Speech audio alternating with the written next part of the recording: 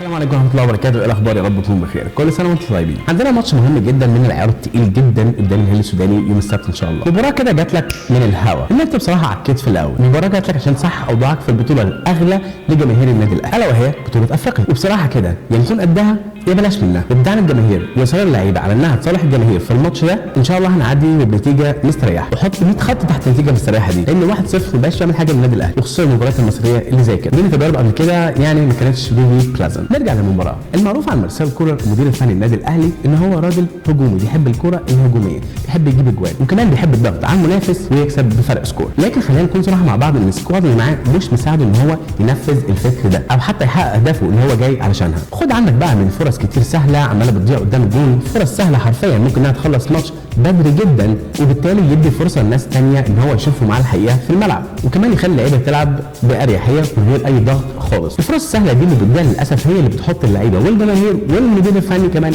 تحت ضغط. الطريقه الانسب اللي مارسيل كولر بيحب يلعب بيها هي 4-3-2-1 بالاعتماد على محمد الشناوي كابتن مصر اللي بقاله فتره مهزوز وثقته في نفسه منعدمه في اخر كام مباراه. بصراحه الواحد ما يعرفش ايه السبب ورا كده ومش عايزين نفتي ولا نخش في حياته الشخصيه ولا نعرف ايه اللي بيدور في الكواليس مع محمد الشناوي. لكن كل اللي محتاج ان محمد الشناوي يرجع مستواه ثاني عشان بجد هو بقاله فتره مهزوز جدا وكل اللعيبه ومختلف الفرق بدات تجرأ عليه وتشوط عليه من بره 18 عندهم 70 80 90% ان الكره تدخل جول. وطبعا كلنا شفنا الكلام ده في ماتش سان داونز الاخير. قدام محمد الشناوي عندنا محمد عبد المنعم. محمد عبد المنعم محتاج ان هو فعلا يراجع نفسه شويه. محمد عبد المنعم مفيش شك ان هو مدافع صلب بيجري على الكوره وبيلتحم بكل رجوله في الملعب، لكن في حاجه مهمه جدا ناقصاه. محتاج يشتغل شويه على موضوع تحركاته، امتى يتحرك، امتى يضغط، امتى يزيد، امتى يغطي. الموضوع كله تاكتكس في الملعب وده العلم اللي احنا بنتكلم عليه واللي المدير الفني المفروض يكون يقعد معاه كده ويفهمه امتى اضغط، امتى اقطع، امتى ازيد، امتى ارجع، امتى اغطي الاوفسايد زي الكارثه اللي حصلت في ماتش سان داونز الاخير برضه. الكرة اللي هي كلها طلعت الا محمد عبد المنعم. فهو من الاخر محتاج يلعب على الاكشن والرياكشن وان شاء الله هنحلل ده في فيديوهات ثانيه جايه. بيكون مع محمد عبد المنعم واحد من اهم المدافعين في مصر برضه اللي تقريبا عنده نفس مشكله محمد عبد المنعم الا وهي التغطيه، هو ياسر ابراهيم. ياسر ابراهيم ما فيش شك عليه ان هو مدافع قوي جدا وحرفيا بيموت نفسه في الملعب، لكن ساعات كده زي ما بقول بالكره بتروح منه، بتطلع منه هفوات كده حرفيا بتكلفنا اهداف. مع الباكين اللي مستواهم شبه ثابت، معلوف ناحيه الشمال، محمد هاني في ناحيه اليمين. محمد هاني بصراحه باين عليه جدا في الفتره الاخيره ان هو رجع لمحمد هاني بتاع سابق عهده اللي هو مكان الولد الصغير ده اللي عنده الانثيزيازم ان هو يثبت نفسه لاي مدير فني موجود، بيلعب بكل رجوله ما شاء الله، السبرنت بتاعه عالي، اللياقه البدنيه او الفتنس عنده عاليه جدا ما شاء الله، وبيحاول بقدر الامكان ان هو يثبت جدارته في الملعب في اي موقف. بيفكرنا كده بفيرجن احمد فتحي بتاع زمان، ودي بصراحه وجهه نظري الشخصيه لك ان تتفق او تختلف معاها، احنا بيس يعني. اما علي معلول فمفيش شك ان هو من احد افضل ظهير الايسر الموجودين في افريقيا مش في النادي الاهلي بس، ولكن طبعا خلينا يا جماعه نحط في الاعتبار برضه حته السن شويه وحته اللياقه البدنيه. كل ما تكون في السن كل ما اللياقه البدنيه بتهبط شويه،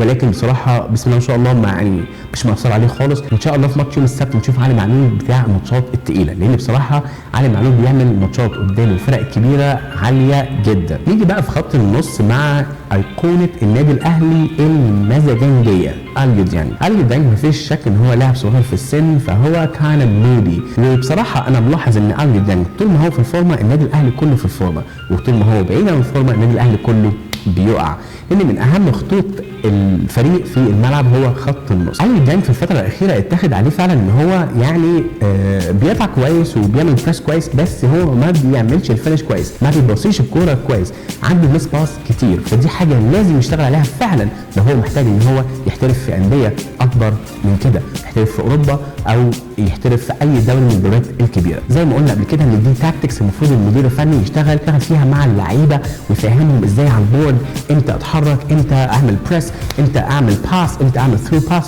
والكلام ده كله. فرق مع علي ديانج في خط النص واحد انا شايف ان هو مستقبل النادي الاهلي في نص الملعب، هو مروان عطيه. مروان عطيه مفيش شك ان هو لاعب لسه صغير في السن وعنده حماس غير طبيعي ان هو يثبت نفسه. جماهير النادي الاهلي واداره النادي الاهلي وكمان المدير الفني اللي ما عندوش شك تماما ان مروان حمدي ده هيكون من احد ركائز النادي الاهلي في خط النص، مش كده وبس، في المنتخب المصري كمان ان شاء الله رب العالمين. ومش بعيد ان هو يكون خليفه عمرو السولية في المكان ده. سولية السولية، خلينا نكون متفقين ان عمرو السولية من بعد ما رجع من الاصابه المستوى بتاعه مهزوز بشكل يعني ملحوظ. انا ما بقلش من عمرو السولية، عمرو السولية ده طول عمره لعيب كبير، مش انا طبعا اللي هعدل عليه. عمرو السولية من احد اركان النادي الاهلي في السنوات الاخيره، واللي كان سبب من اسباب كتير جدا ان هو يخلي النادي الاهلي يفوز ببطولات كتير ويرفع كؤوس كتير. وانا عارف ان لعيبه كتير بعد ما ترجع من الاصابه مستواهم طبعا ما بيكونش زي زمان، وعندك امثله كتير زي ايدن هازارد، وعندك المدافع بتاع ليفربول فان دايك من ساعه برضه ما رجع من الاصابه تحسوا ان هو تايه في الملعب شويه. فان شاء الله رب العالمين نتمنى من كل قلوبنا ان عمرو السولية يرجع عمرو السولية بتاع زمان، لانها فعلا وحشنا في الملعب. نيجي بقى للكابتن قفشه. كابتن قفشه اللي شكله كده متاثر بكلام السوشيال ميديا جدا، حتى هو ذات نفسه لو ممنوع ان هو يبص على السوشيال ميديا في حد بيلغه من بره ايه اللي بيحصل من ورا ظهره برضه، والكلام ده للاسف شكله بيأثر عليه سلبيا. شفنا رياكشنز لقفشه كتير بعد ما بيجيب اهداف اللي هو يعني كده الولد ده تحت ضغط رهيب جدا، وعلى ما اعتقد ان هو من السوشيال ميديا.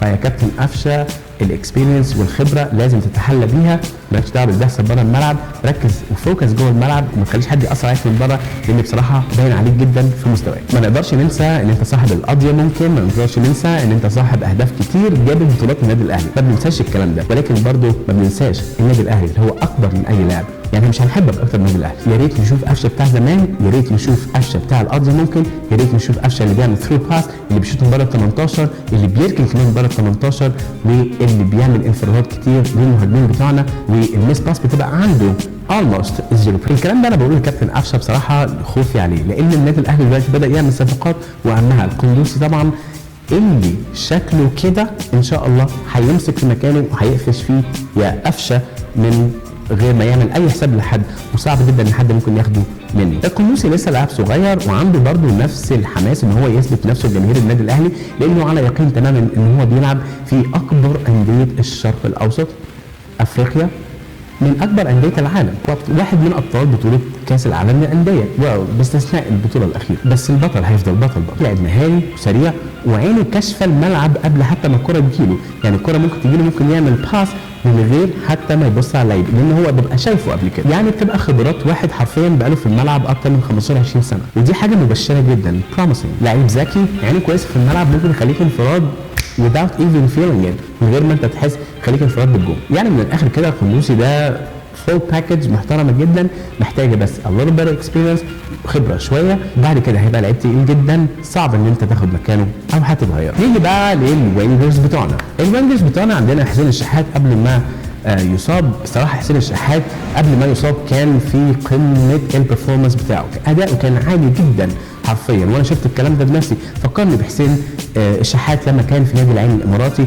والاداء العالي اللي كان بيميزه في العين. كان فعلا واحد قلبه ميت في الملعب، كان بيعمل كل حاجه في الكوره، بيجيب اجوان، بيرقص، بيباصي، بيساعد زمايله في الملعب، بيعمل بريس وبيقطع الكوره، كان حرفيا يعني زي ما بنقول كده بلغه الكوره بيموت نفسه في الملعب، ولكن قدر الله ما شاء فعل، جات له الاصابه من هنا وقعد. نزل البديل بتاعه طاهر محمد طاهر، اللي فعلا محتاج ان هو يعيد حساباته من تاني.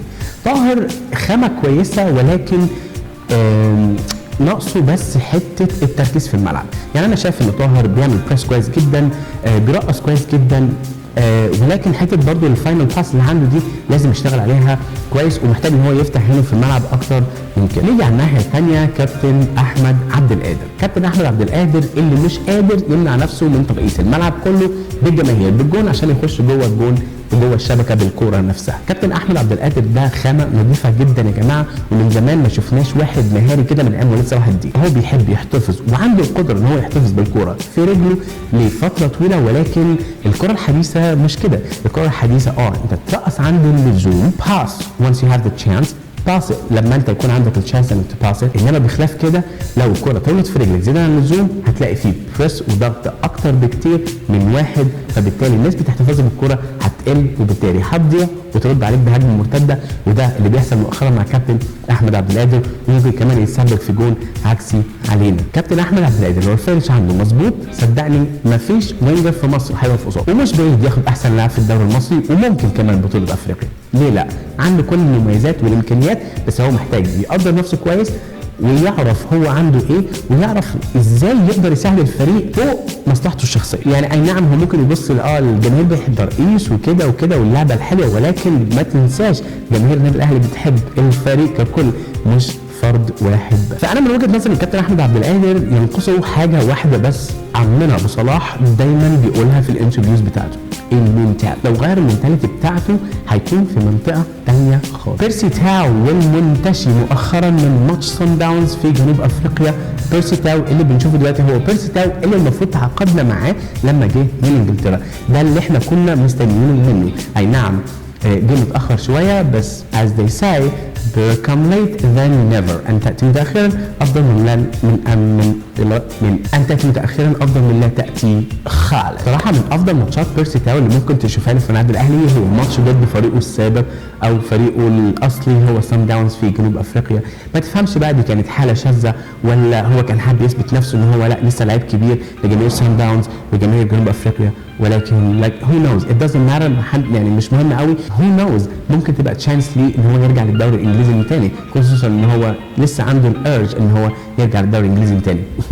who doesn't؟ ومين مش عايز يرجع الدوري الانجليزي تاني؟ فيا ريت تساعدنا علشان نساعده عشان يرجع الدوري الانجليزي تاني والنادي الاهلي يكسب من وراه الفلوس اللي دفعها على الاقل. نيجي بقى للمهاجمين بتوعنا اللي اكتر واحد انتقدهم هو المدير الفني للنادي الاهلي، ودي حاجه بصراحه انا ما بشجعهاش قوي. ليه؟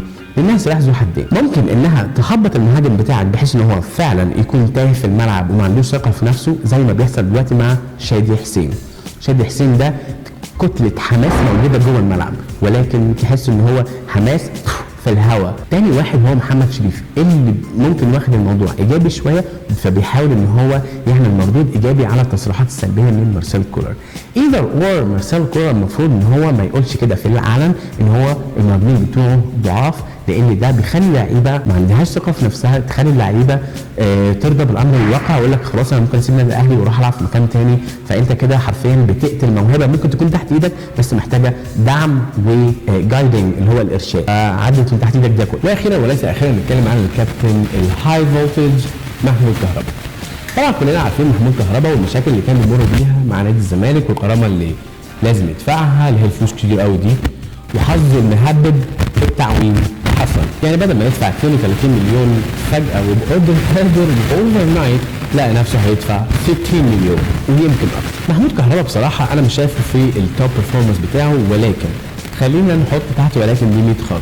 ان واحد يرجع لك بدون ماتشات لمدة سنة، التدريب بيبقى سيلف تريننج او بتمرن لوحده وبتلاقيه باللياقه دي وبالمهاره دي بالتركيز ده، فبصراحه دي حاجه تحسب. تحس ان هو بيطلع كل مشاكله واحزانه في الملعب، بيحاول ان هو يلاقي نفسه من تاني، ودي حاجه احنا كجمهور اهلي بندعمه وهندعمه فيها على طول ما هو معترف بغلطه وحاسس ان هو عايز يغير من نفسه. فخلينا كده نحطها تحت مسمى عوده الباد بوي. المهم الماتش الجاي تحت اي ظرف من الظروف لا يقبل القسمه على 2، لان بصراحه انت لو نزلت حاطط في دماغك انك تكسب 1-0 هتشيل الماتش. ليه؟ النادي الاهلي عنده هفوات دفاعيه كارثيه، وعندك اكبر دليل ماتش سان داونز الاخير. الثلاثه بونت كانوا في ايدك وبقدره قادر وبغلطه دفاعيه اقل مما يقال عليها انها اتفه من التفاهه ما عملهاش ناس في مركز شباب الحبانيه، مع كل الاحترام طبعا ضيعت الماتش من ايدك. هنا من 3 بوينتس اخدت 1 بوينت. علشان تكسب الماتش ده لازم بعض الستبس انك تمشي عليهم. التزام كامل بتعليمات المدير الفني اللي هيقولها مارسيل كولر. ايوه الالتزام الكامل، يعني ما تسرحش في الملعب. افتكر ان هنا المفروض انك تعملها في جوه الملعب. من اكتر الحاجات اللي بتعيب النادي الاهلي باس اند موف. هو عنده الباس بس ما عندوش الموف. اللعبه كلها بتباص الكوره وبتقف مكانها، ما حدش بيظهر للتاني.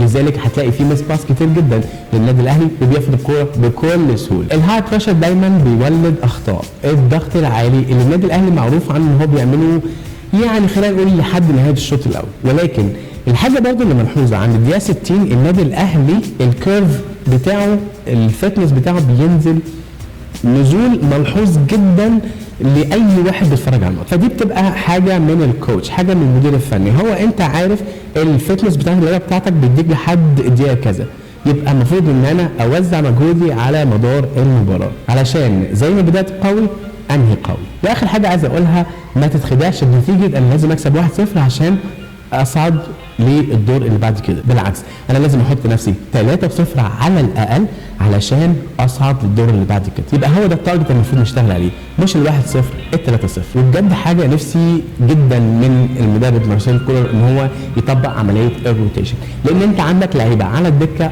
بدات تخلل حرفيا. اهمهم هو علي لطفي. انا عارف ان انت بدات تنزله بس طبعا عشان الباشا او محمد شناوي بدا يتصاب، ولكن لو انا عملت روتيشن الراجل ده بياخد مرتب والراجل ده بياخد قيمه العقد بتاعته في اخر كل سنه، فاللي هو محسوب على النادي ده فلوس، فهي هاز تو بارتيسيبيت، لازم يلعب علشان حتى ما يفقدش حس المباريات. وخد عندك برضه لعيبه كتير قاعده على الدكه اللي هو ما فيش اي نص فرصه، فموضوع الروتيشن ده لازم مارسيل كولر ان هو يفكر فيه بجديه، وحتى هتساعده على المستوى البدني، خصوصا ان اللياقه البدنيه بتاعت اللعيبه مش قد كده. النهايه بيست اوف لاك للسكواد كله ان هم يقدموا مباراه زي مباريات النادي الاهلي اللي احنا كجماهير النادي الاهلي بنحبها، برفورمانس عالي، اداء كويس، لياقه بدنيه كويسه، وكمان اهداف واللعبه الحلوه. يعني شكرا جدا لوقتك، السلام عليكم.